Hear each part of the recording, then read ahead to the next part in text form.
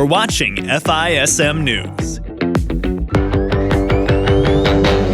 The FDA announced that the video game known as Endeavor RX can be marketed as a therapeutic device for kids with ADHD. This is the first video game prescription treatment in history. In the release, the FDA says that this game should be used for kids aged 8 to 12. It is also recommended to be used within a therapy program, which includes other treatments and even medications. By itself, the game does improve certain symptoms of ADHD by boosting attention function. The only side effects of playing the game were headaches, frustrations, and dizziness.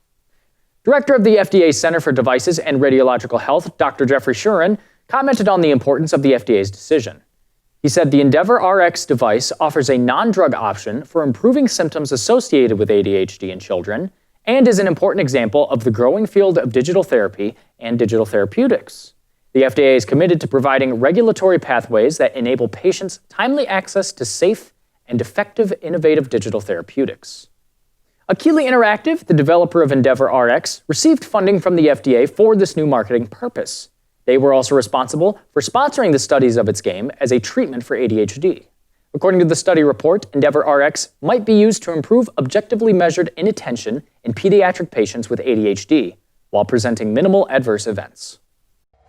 Speaking with Reuters, Dutch historian Rutger Bregman said that he senses this virus crisis is prompting a shift in the younger generation. His research shows that more young people now want to do jobs where they get to help others. Now there's a generation that has very different ideas than those of their parents and grandparents. It could be the case that what we're seeing right now is the end of the neoliberal era that was defined around the values of competition and selfishness, that we're now moving into a different kind of era that is more about public service, about cooperation. Bregman said governments in various countries have published lists of essential professions in the crisis. This could represent a huge impact coming for the next generation as they think about entering the workforce.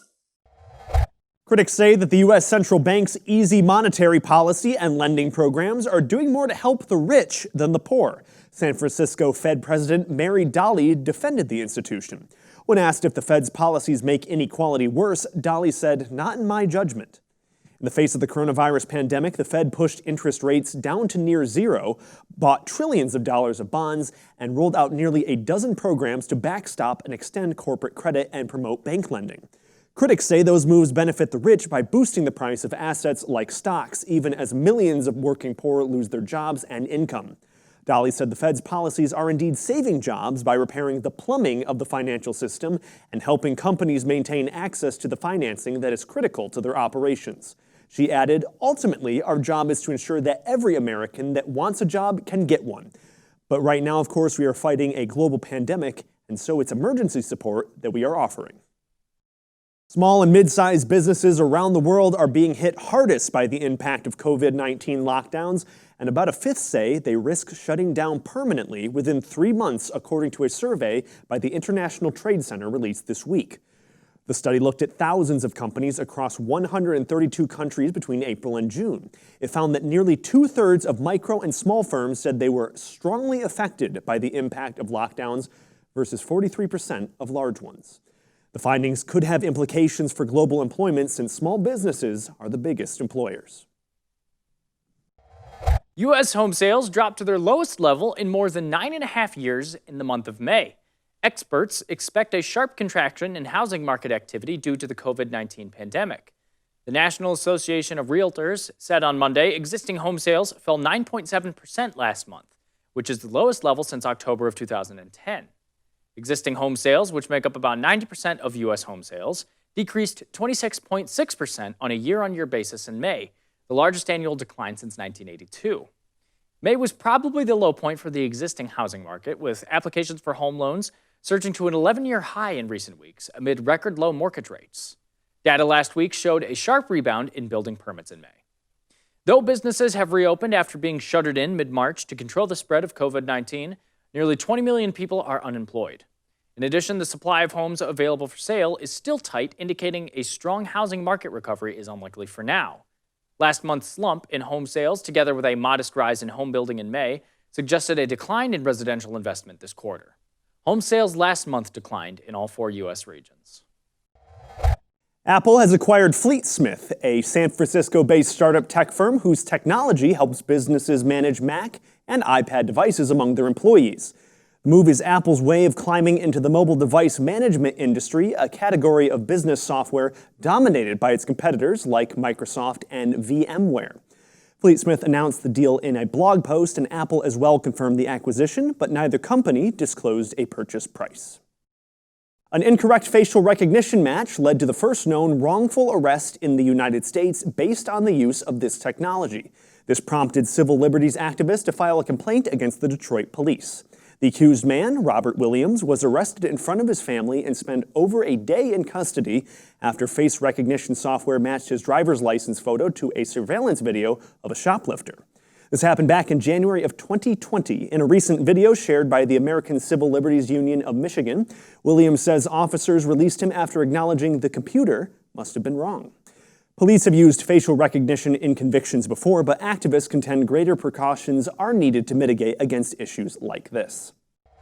There's a chance that Rhode Island could go through a slight name change. The state is officially titled Rhode Island and Providence Plantations. The latter half of its name has ties to the slave trade that went on in the northern states.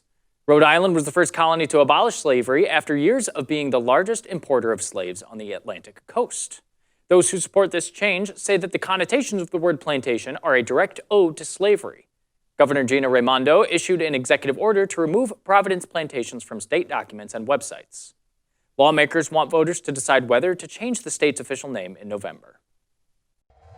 The Government Accountability Office, or GAO, just released a report saying that incomplete and inconsistent testing data reported by the Centers for Disease Control and Prevention make it more difficult to know the COVID-19 infection rate and how to best move towards reopening.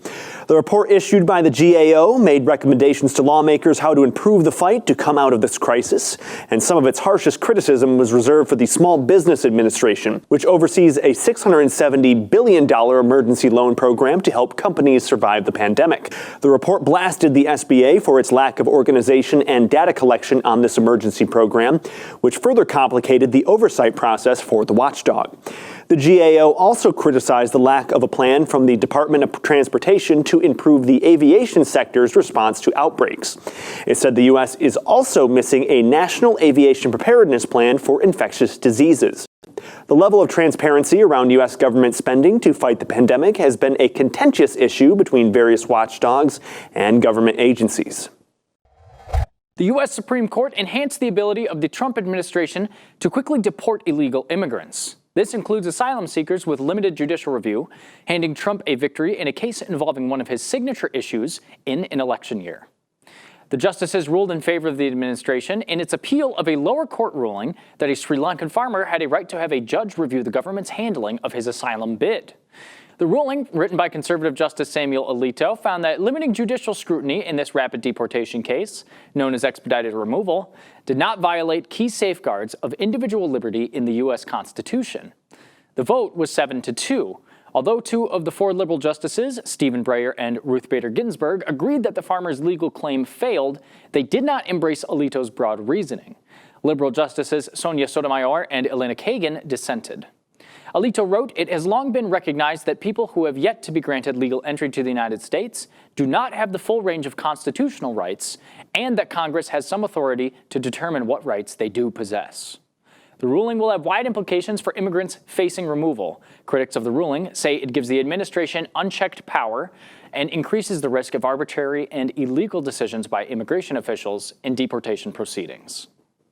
The Churchill Downs racetrack announced that the Kentucky Derby, which was rescheduled for September 5th due to COVID-19, will allow spectators on the grounds to watch the Run for the Roses. The Kentucky Derby is the longest continually held annual sporting event in the United States, and is also one of the sport's biggest parties, famous for women and lavish headwear. While spectators will be welcomed back to Churchill Downs, they will face strict health and safety guidelines.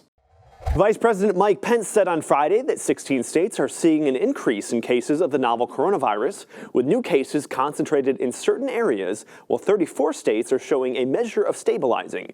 An alarming surge of new infections is throwing states' emergence from coronavirus shutdowns into reverse. Pence said the U.S. government is focused on rising cases in the South and called on Americans to embrace social distancing to minimize the spread of the deadly respiratory disease. That same morning, Texas backpedaled their reopening plan. Governor Greg Abbott ordered bars to close down again and restaurants to scale back service.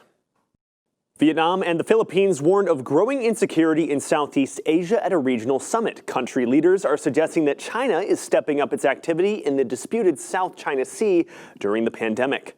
At the ASEAN summit, Philippine President Rodrigo Duterte called on all parties to refrain from escalating tensions and obey the law. China's been pushing its presence in the exclusive economic zones of other countries while they are preoccupied with tackling COVID-19. These actions have prompted countries like the U.S. and the United Kingdom to call on China to cease with its bullying behavior. In early April, Vietnam said one of its fishing boats was sunk by a Chinese maritime surveillance vessel, while China said that Vietnam's claims in the South China Sea are illegal and doomed to fail. In his opening remarks at the summit, Vietnamese Prime Minister Nguyen Xuan Phuc said, "While the entire world is stretched thin in the fight against the pandemic, irresponsible acts and acts in violation of international law are still taking place." Thank you for watching. This has been FISM News.